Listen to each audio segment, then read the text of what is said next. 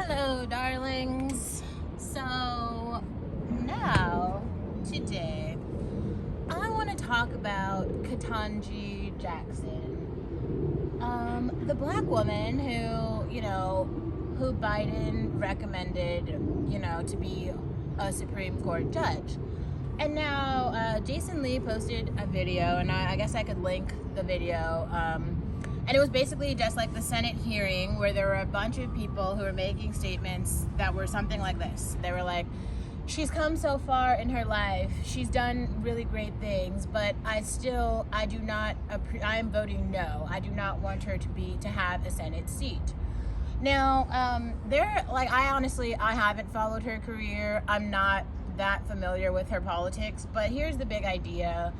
Like, in America, the Supreme Court judges, they have to hear a variety of cases, right? And these cases are the outcome of the cases change the policies that affect everyone. So like those big cases, the Brown versus the Board of Education, cases that have made interracial marriage legal, cases that have made gay marriage legal, cases that have made segregation illegal. Like, the Supreme Court cases change the way that society functions. So having a seat on the Supreme Court is a really fucking big deal. Now, I don't know. I haven't followed her career. I'm not very familiar with her policies. But from what I understand, she's pretty much on the left. Like, she's pretty far left. She's like as far left as you can go.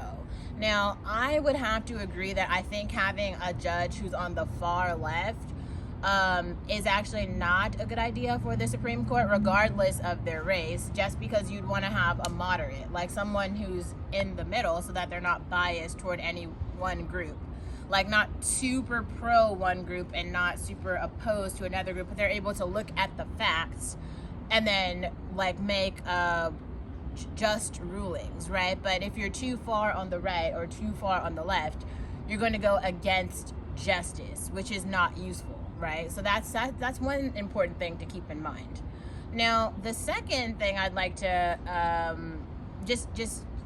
I hope that more people realize here, and I would encourage you to watch my other video about black academics, because some people believe that just by showing up that it's good enough. So you can be like, oh, I went to Harvard and I participated in this group, and therefore because I did those things that it's hard for most people to do, that means I've already shown my stripes. That means I'm better.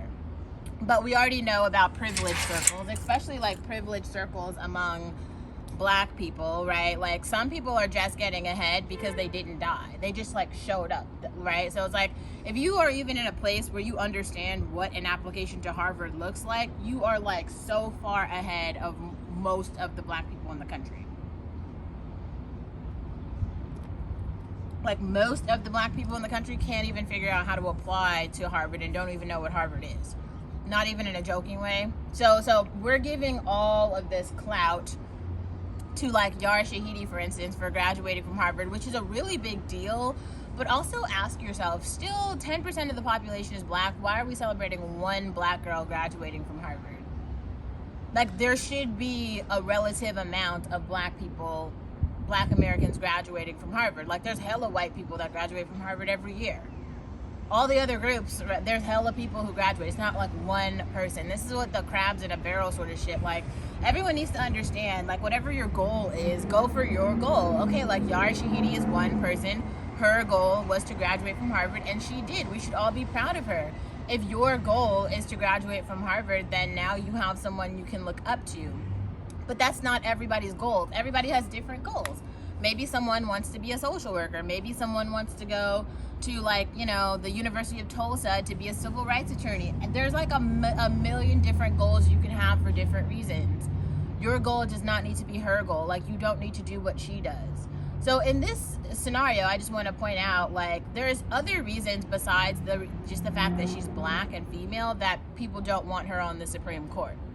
Like, we need to unpack whatever her politics are.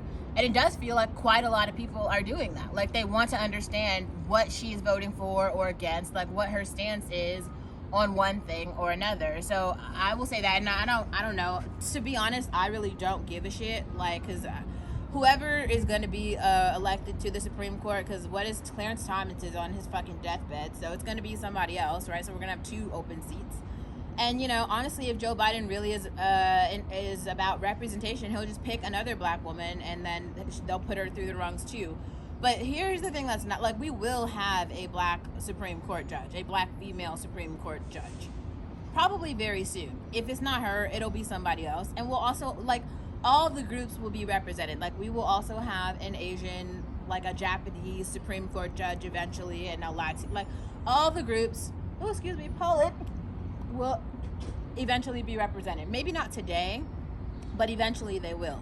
So the point that I'm making is, like, it doesn't really matter if this one succeeds or if she doesn't succeed. It's, like, nice if she does, but even if she doesn't, like, it's fine, right? Like, we should learn the lessons of what people were critical of. And I'm not even saying change, because, like, she will be a great judge wherever she goes. It feels like she is very accomplished.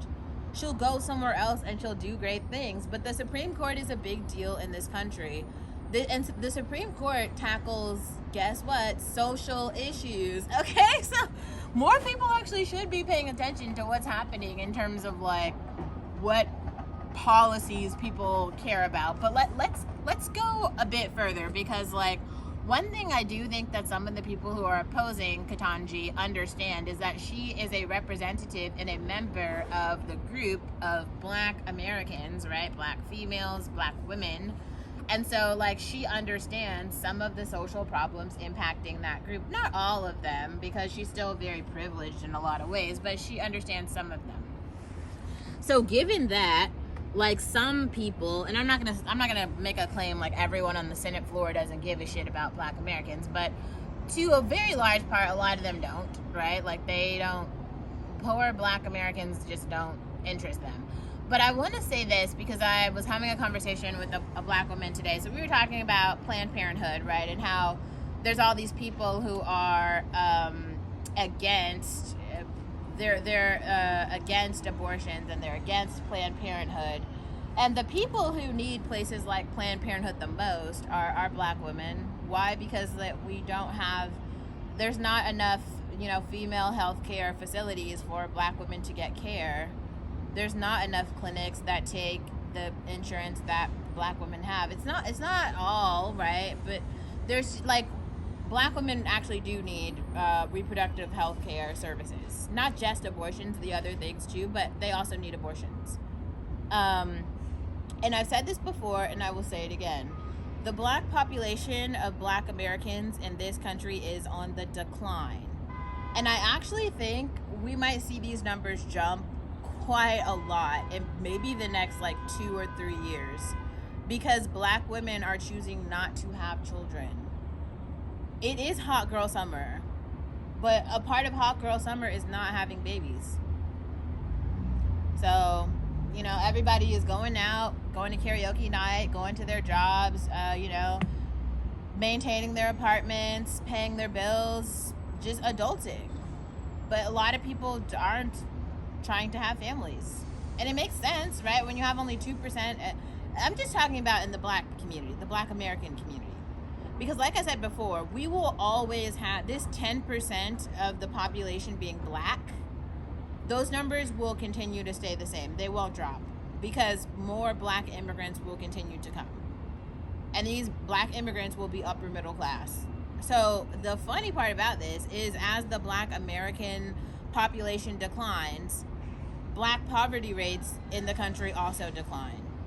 So eventually, because these are, like, it's kind of weird, but, like, the black women seem to be running in packs in a sense. So once one black woman kind of has this realization of, oh, I have the potential to do this, a lot of other black women seem to follow, right? So then a lot of black women, what I'm saying, are running away from black single motherhood, from poverty traps, from abusive relationships. A lot of black women are running into therapy, journaling, moving away from toxic family members. Really a lot of shit that has held black women down for a long time. Okay, so what does that mean? that means that the Pookies don't have any more baby mamas. They're still Pookies, but they're Pookies without a relationship. Because, like, this is what I'm saying. Like, you can say what you want, but, like, Pookie becomes virtually invisible now that Pookie doesn't have a woman. So however we want to classify that woman, if she's broke, if she's ugly, if she's fat, whatever, if Pookie doesn't have her, Pookie cannot, like, reproduce. And, like, there's not other women from other communities who are like, I want Pookie. Like, nobody wants Pookie. But that's not the same for black women. Like, black women could just go find another man. Everyone can have their feelings about that, but I know this for a fact. Especially attractive black women. Especially attractive black women who are middle class. It's just kind of like, also, hello, there's a whole continent of black men. It's called Africa. Like, are we seriously? Like, a whole ass continent. See how America is like a country and then the continent is like North America? It's just a lot. There is a continent with, aren't there 54 countries?